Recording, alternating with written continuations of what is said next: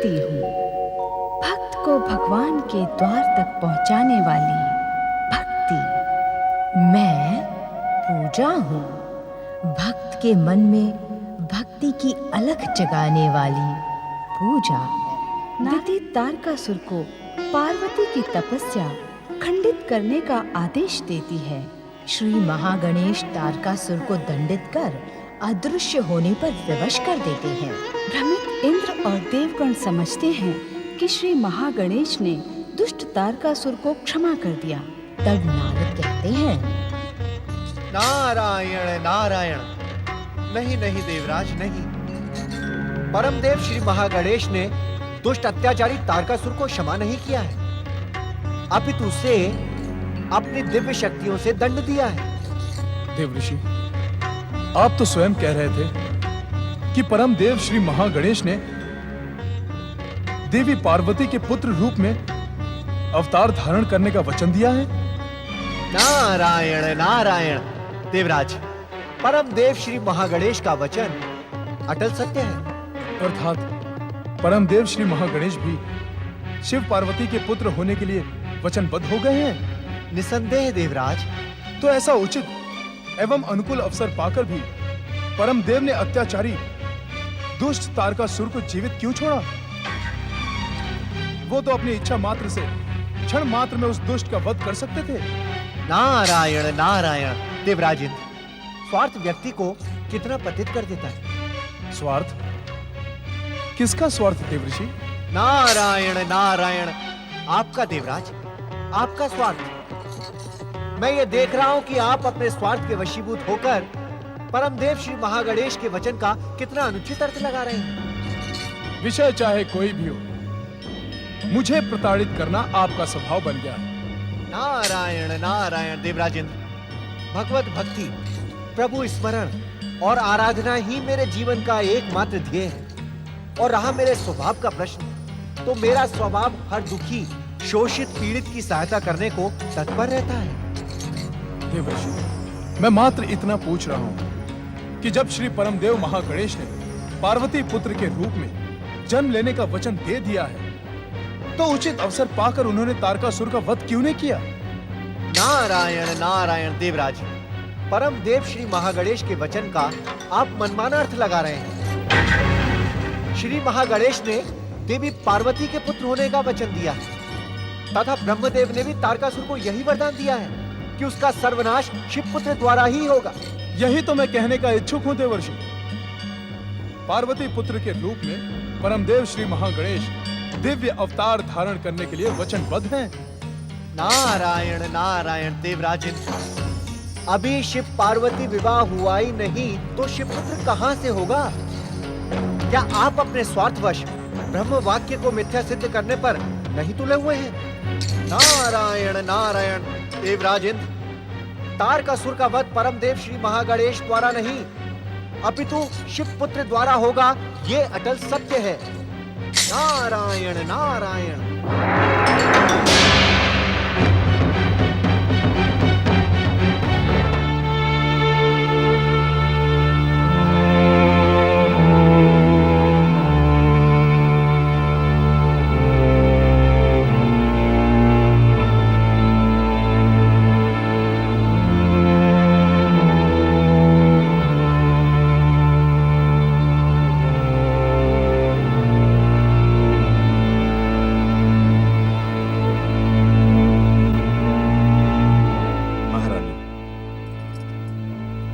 शिवपुत्र होने का अटल सत्य तो तब पूर्ण होगा जब शिव पार्वती का विवाह होगा, किंतु शिव के अड़िग वैराग्य के कारण यह संभव सा हो गया है।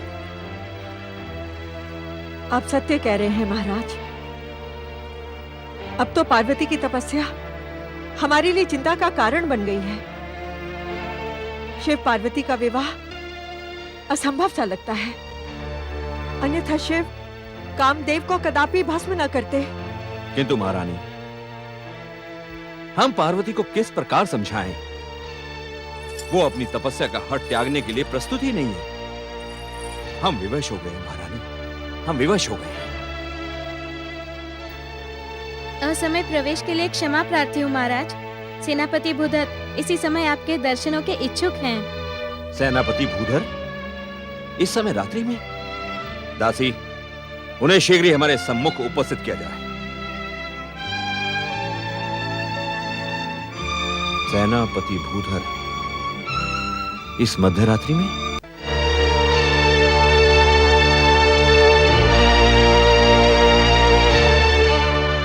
प्रणाम। हिमाचल राज हिमालय और महारानी मैना की जय हो। सेनापति भूधर, आपको हमारे दर्शनों की क्या आवश्यकता आन पड़ी? क्या हमारे राज्य की सीमाएं असुरक्षित हैं? किसी शत्रु ने हिमाचल राज्य की सीमाओं पर आक्रमण तो नहीं किया ना? असमय आपके कक्ष में उपस्थित होने का कारण कुछ और है महाराज। सेनापति भूधर, आप निर्भय होकर अपने यहां आने का कारण बताएं। महाराज, राजकुमारी पार्वती, क्या हुआ हमारी पुत्री को? परम देव श्री महागणेश की कृपा से वो सुरक्षित है, उन्हें कुछ भी नहीं हुआ। किंतु किंतु क्या सेनापति? कुछ समय पूर्व दुष्ट अत्याचारी तारकासुर ने उन पर आक्रमण किया था महाराज। नहीं। राजकुमारी पूर्ण रूप से सुरक्षित है महारानी। स्वयं श्री महागणेश ने उन्हें वहां से भागने को विवश किया। आज तो वे सुरक्षित हैं, किंतु भविष्य में भी वे सुरक्षित रहेंगी, इसका विश्वास कौन दिलाएगा सेनापति? महाराज, हमने वहां सुरक्षा सेना को नियुक्त कर दिया है, किंतु दुष्ट तारकासुर की वरदानी शक्तियों से आप अनभिज्ञ नहीं। अर्थात उस शिव मंदिर में देवी पार्वती को तपस्या करने देते रहना अनुचित होगा। हाँ महाराज, इतनी रात्रि में मैं यही कहने आपके सम्मुख उपस्थित हुआ हूं। अब मुझे आज्ञा दीजिए। ठहरे सेनापति भूधर, अब देरी करना अनुचित होगा महाराज। हम इसी समय से मंदिर जाकर पार्वती को तपस्या का त्याग करने पर विवश कर देंगे। यही उचित होगा महारानी। चलिए।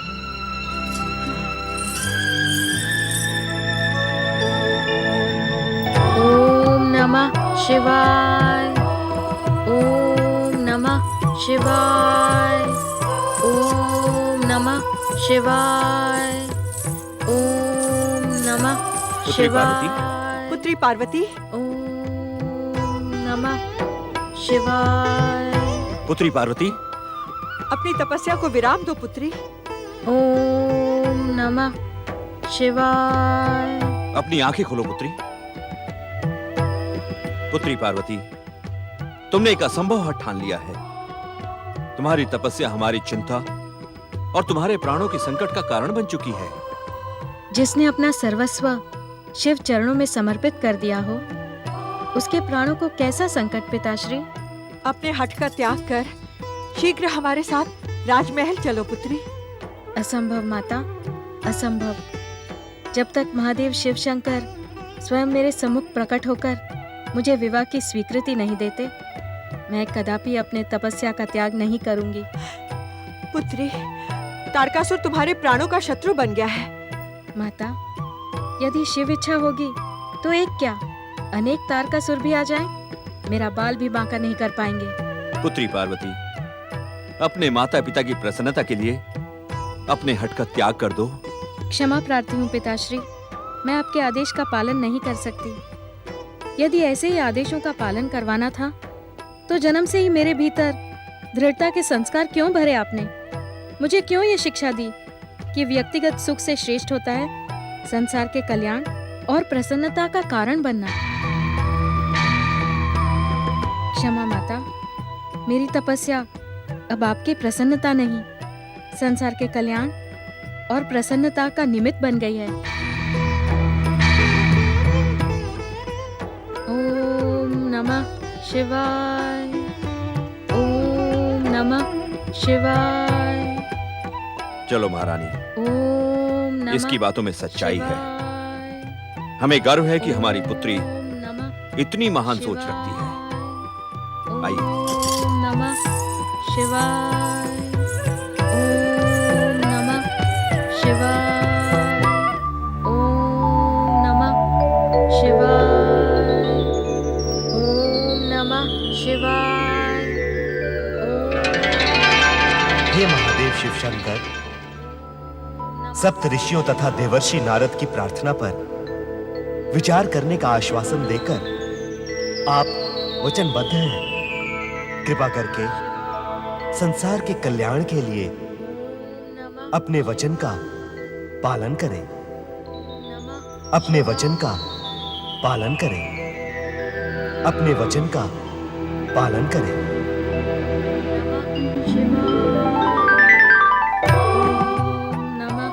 शिवाय ओम नमः शिवाय ओम नमः शिवाय ओम नमः शिवाय ओम नमः शिवाय ओम नमः शिवाय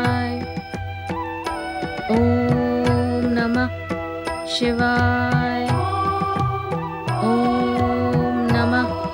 शिवाय ओम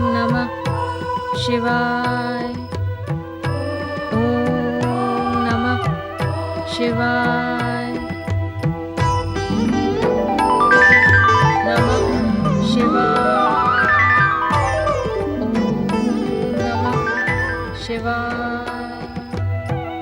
ओम नमः शिवाय नमः शिवाय ओम नमः शिवाय ओम नमः शिवाय बम बम भोले। ओम नमः शिवाय ओम नमः शिवाय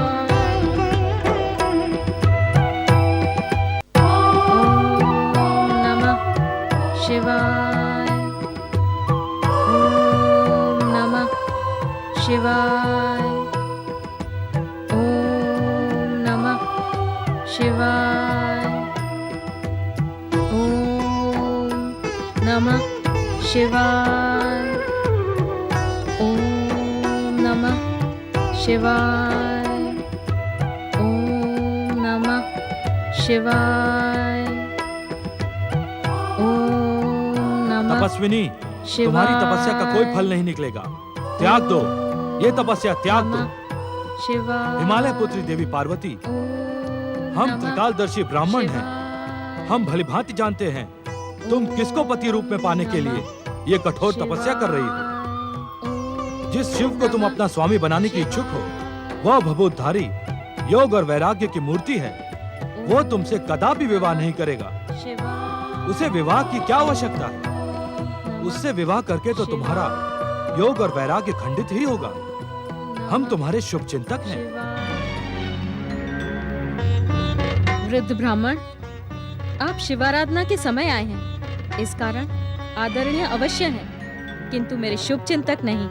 हम तुम्हारे शुभ चिंतक ही हैं देवी पार्वती। इसी कारण हम अपनी तपस्या और आराधना छोड़कर इस समय बिना आमंत्रण हिमालय महल पधारे हैं। उस रुंड मुंड की माला पहनने वाले, विचित्र वेशधारी, बाघंबर धारण करने वाले, भयानक सांपों को गले में लपेटने वाले उस शिव में क्या रखा है? मुझे आपके ज्ञान, आपके ब्राह्मणत्व, आपकी तपस्या और आराधना पर संदेह है। सत्य कहें, कौन है आप? अलाख निरंजन, हमारे ब्राह्मणत्व, हमारे ज्ञान और हमारी तपस्या और आराधना पर संदेह ना करें। हम युग युगों से हिमालय राज परिवार के शुभ चिंतक ही हैं। देवी पार्वती, तुम्हारे जैसी असाधारण रूपवती, गुणवती और विदुषी राजकुमारी को पाने के लिए संसार के सर्वश्रेष्ठ युवकों की होड़ लग जाएगी।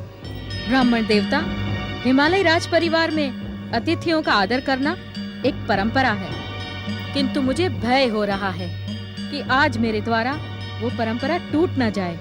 अलाख निरंजन, ना तो मुझे परंपराओं के टूटने का भय है और ना ही मैं तुम्हारे क्रोध से भयभीत हूँ। सत्य कहना मेरा स्वभाव है। तुम उस विचित्र वेशधारी शमशानवासी शिव को पति रूप में पाने का हठ त्याग दो और अपने माता पिता की प्रसन्नता का कारण बनो। वृद्ध ब्राह्मण, जिस महादेव शिव शंकर को स्वामी के रूप में मन ही मन स्वीकार कर चुकी हूँ, उसकी निंदा कदापि नहीं सुनूंगी। मेरा क्रोध आपका अपमान करे, उससे पूर्व ही चले जाएं यहाँ से। शिव आराधना करते करते तुम्हारी स्मरण शक्ति भी क्षीण हो गई है।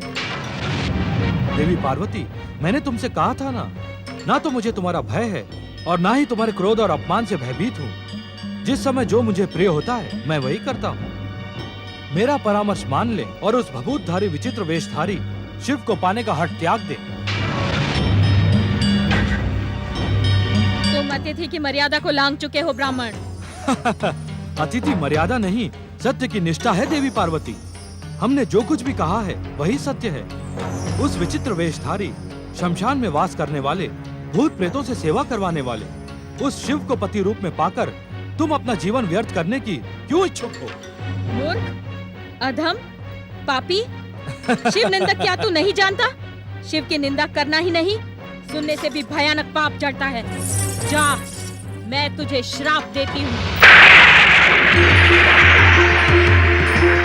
हे शक्ति स्वरूपा देवी पार्वती, ये वृद्ध वेशधारी कोई और नहीं, स्वयं महादेव शिव हैं। ये आपकी दृढ़ता की परीक्षा लेने आए हैं। आप इन्हें पहचाने और अपनी तप शक्ति से इन्हें मूल रूप धारण करने को विवश कर दें। विवश कर दे देवी पार्वती, विवश कर दे।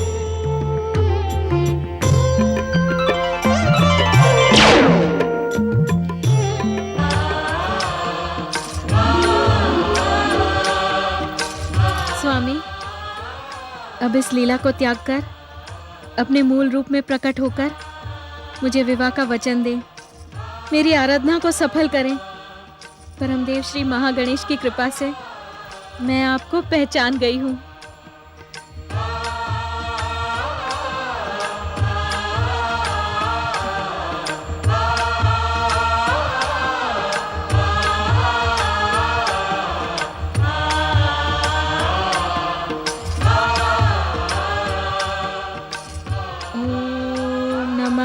शिवाय, ओम नमः शिवाय, ओम शिवाय नमः, ओम शंभुवाय नमः, ओम महादेवाय नमः, ओम महेश्वराय नमः, ओम विश्वेश्वराय नमः।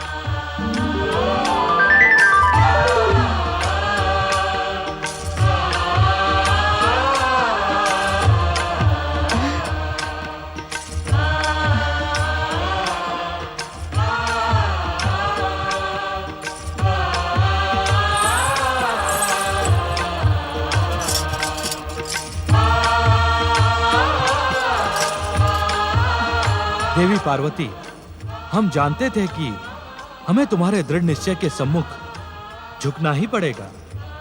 हम तुम्हारी दृढ़ भक्ति एवं शिव भक्ति से प्रसन्न हैं। तो मेरी मनोकामना पूर्ण करो स्वामी। अवश्य देवी पार्वती, हम शीघ्र ही हिमालय राजमहल में वर यात्रा लेकर आएंगे।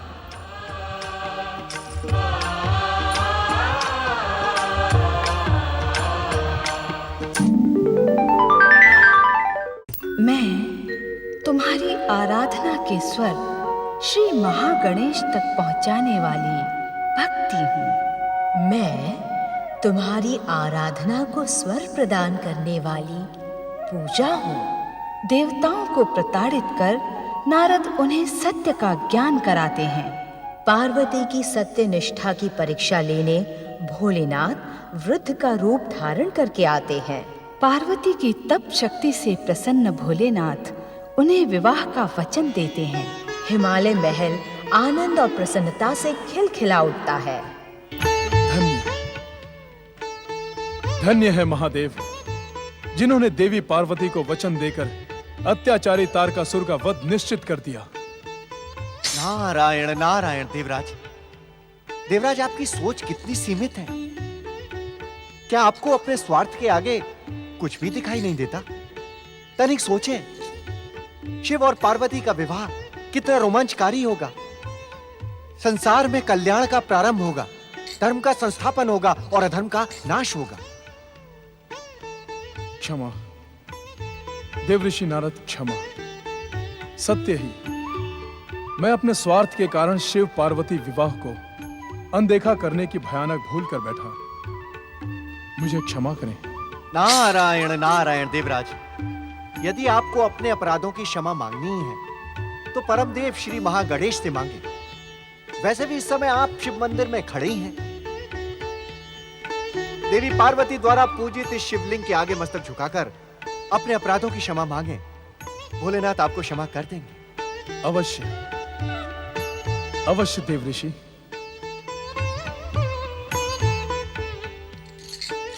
क्षमा, मुझे क्षमा करें। ओम नमः शिवाय। नारायण नारायण। ओम नमः शिवाय।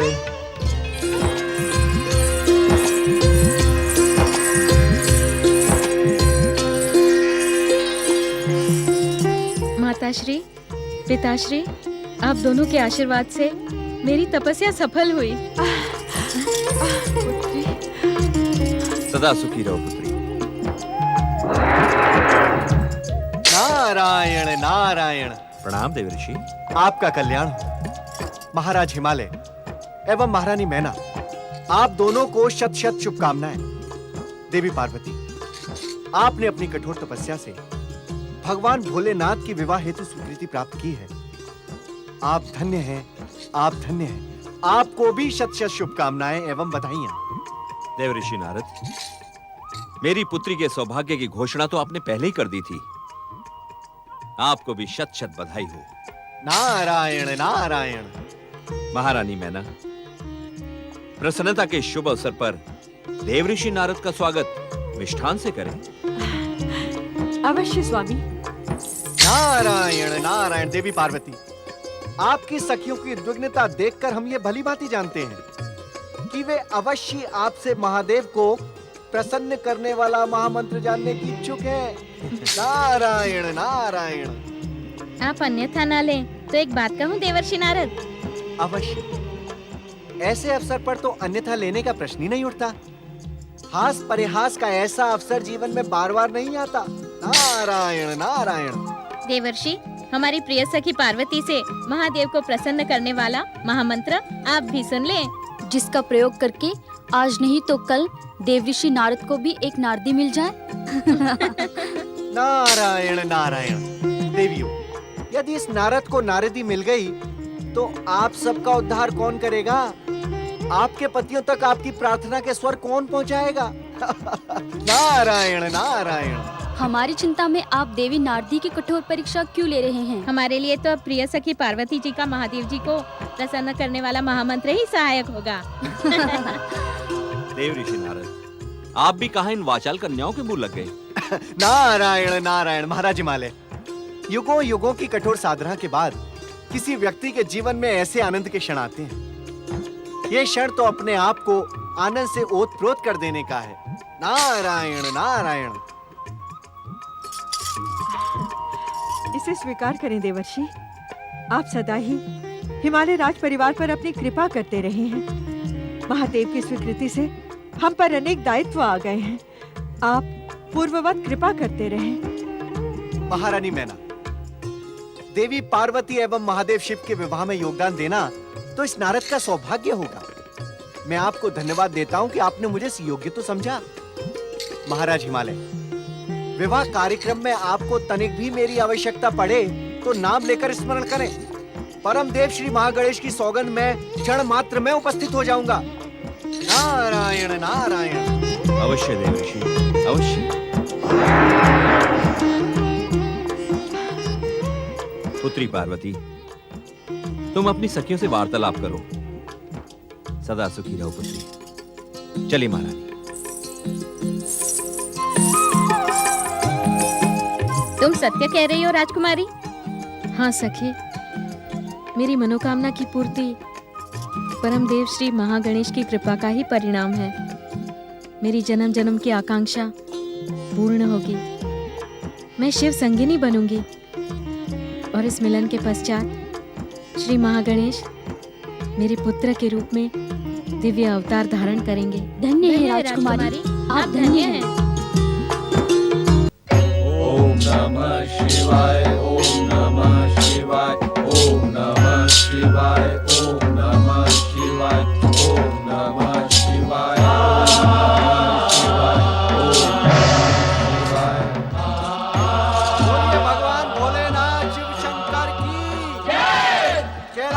कैलाशपति शिव शंकर की जय, त्रिलोकीनाथ शिव शंकर की जय, भोलेनाथ शिव शंकर की जय।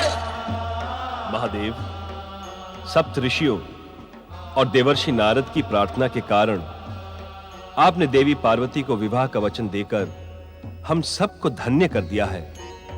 हम आपको धन्यवाद देने के लिए ही कैलाश आए हैं। हमारा धन्यवाद स्वीकार करें महादेव। हे शरणागतों पर दया करने वाले भगवान हर, मेरा एक निवेदन सुने। देवी पार्वती को दिए अपने वचन के कारण अब आप गृहस्थ आश्रम में प्रवेश करने जा रहे हैं।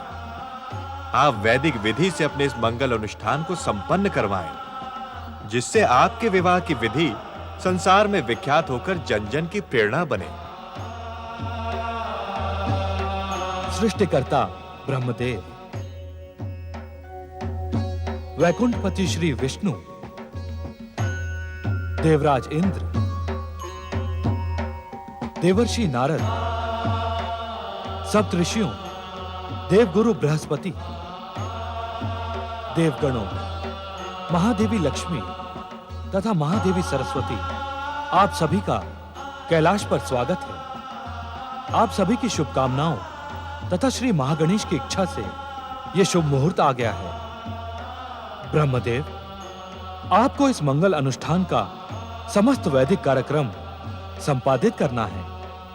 कैलाशपति शिव शंभु, इस शुभ अवसर के वैदिक अनुष्ठान का दायित्व मुझे सौंपकर आपने महान कृपा की है। आप निश्चिंत रहें महादेव, समस्त कार्यक्रम वैदिक रीति के साथ ही संपन्न होगा।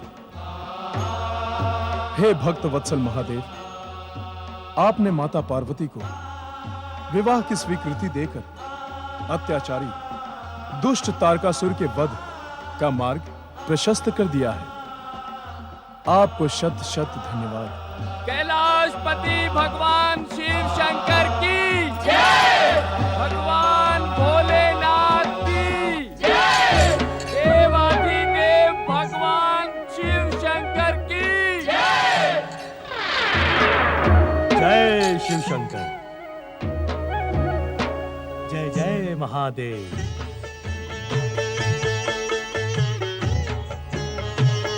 नारायण नारायण। महाराज हिमालय के राजगुरु गर्ग ऋषि का कैलाश लोक में स्वागत है। परमपिता गर्ग ऋषि भगवान भोलेनाथ के विवाह मुहूर्त आदि के संबंध में विचार करने ही कैलाश पधारे हैं। महाराज हिमालय के राजगुरु परम ज्ञानी ऋषि गर्ग, कहें कैसे कष्ट किया? परमपिता ब्रह्मा जी, मैं महाराज हिमालय तथा समस्त हिमाचल राज्य की ओर से फागुन कृष्ण पक्ष एकादशी की रात्रि शिव पार्वती के शुभ विवाह के अवसर पर आप सब लोगों को हिमालय राजमहल में उपस्थित होने का निमंत्रण देने आया हूं। आप सब राजमहल में पधार कर हमें अनुग्रहित करें। ऋषिवर गर्ग, कन्या पक्ष की ओर से आपके द्वारा निकाला गया विवाह मुहूर्त वर वधू दोनों के सौभाग्य के अनुकूल है। हम सब निश्चित समय पर वर यात्रा लेकर हिमालय राजमहल अवश्य पधारेंगे। परमपिता, मेरे द्वारा निकाले गए मुहूर्त को स्वीकृति प्रदान कर आपने मुझे धन्य कर दिया। देवाधिदेव महादेव, आपसे विनम्र अनुरोध है कि आप अपने समस्त परिचितों, भक्तों एवं गणों को इस मंगल अनुष्ठान में अवश्य आमंत्रित करें। ऋषिवर गर्ग, आप निश्चिंत रहें। यह संसार पिछले कई युगों से शिव विवाह के मुहूर्त की प्रतीक्षा कर रहा था। हिमालय राज ही नहीं, अपितु यह संसार युगों युगों तक महादेव की वर यात्रा का स्मरण कर रोमांचित होता रहेगा। ऋषिवर, आप परमपिता के कथन को इस प्रकार भी समझ सकते हैं कि शिव विवाह और वर यात्रा के पश्चात संसार का हर युवक इसी प्रकार अपनी वर यात्रा निकालने की आकांक्षा रखेगा। नारायण नारायण। ऋषिवर गर्ग, हमें कन्या पक्ष के कार्यक्रमों और व्यस्त गतिविधियों का पूर्ण ज्ञान है। मैं ब्रह्मदेव की ओर से आपको आश्वस्त करता हूं कि शिव जी की वर यात्रा निश्चित मुहूर्त पर हिमालय राजमहल पहुंच जाएगी। जय शिव शंकर, जय जय महादेव।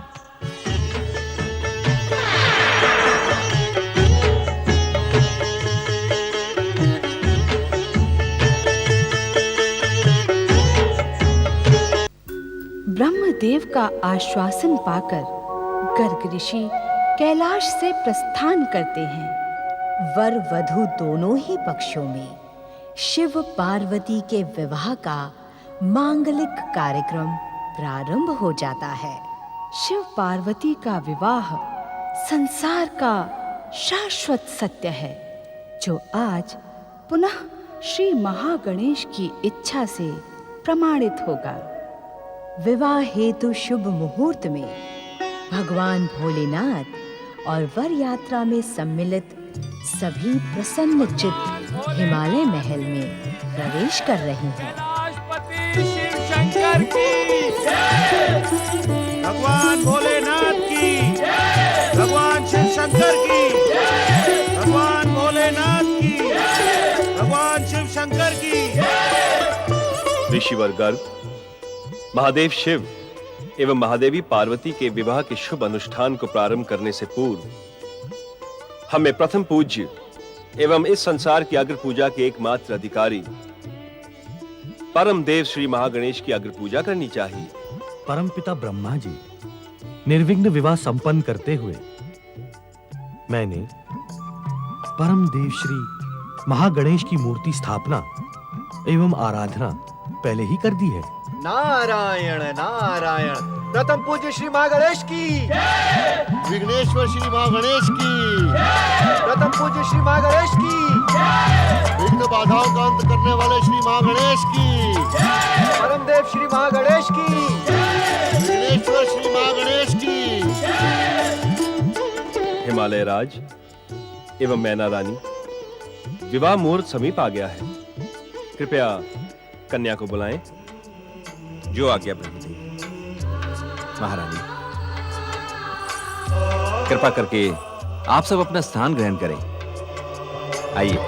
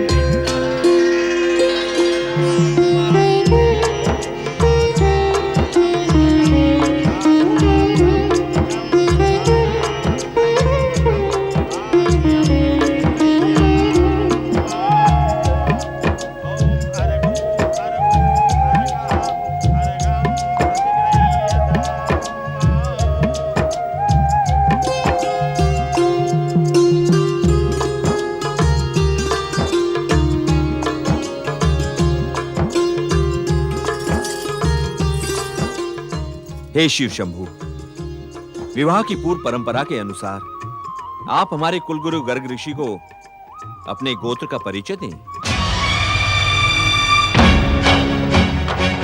तथा कुल ग्राम आदि का नाम भी बताएं।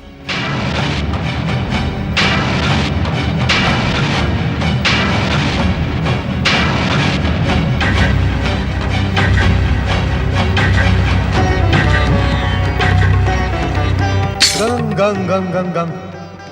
हिमालय राज, ऐसा प्रतीत होता है कि आप अपनी मूर्ता के वशीभूत होकर भोलेनाथ से ऐसा प्रश्न कर रहे हैं। आपकी बात मुझे अत्यंत उपहासजनक लग रही है। हिमालय राज, इनके कुल, गोत्र और ग्राम का नाम तो देवता और सप्तऋषि भी नहीं जानते। इन लीला बिहारी महेश्वर को चाहे कोई कितना भी बुद्धिमान क्यों ना हो, पूर्ण रूप से नहीं जान पाते। नारायण नारायण। सुंदर,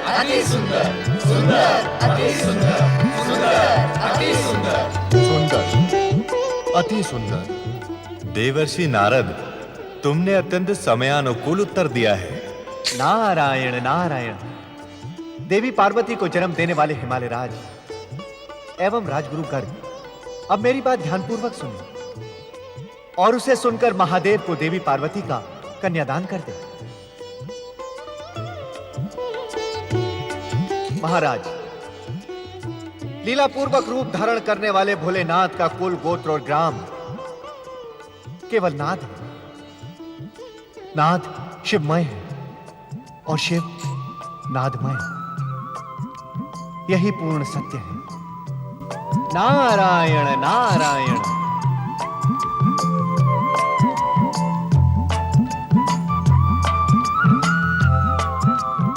वर यात्रा में पधारे सभी सम्मानित अतिथियों, देवऋषि नारद, हमसे महादेव जी के आदर में निश्चित ही भूल हुई है। मैं पर्वतराज हिमालय इस भूल का सुधार करने के लिए हाथ जोड़कर आप सबसे क्षमा याचना करता हूं तथा अपनी पुत्री पार्वती महादेव शिव को दान देता हूं। हे सर्वेश्वर, आप इसे अपनी पत्नी के रूप में ग्रहण करें तथा इस कन्यादान से आप संतुष्ट हो।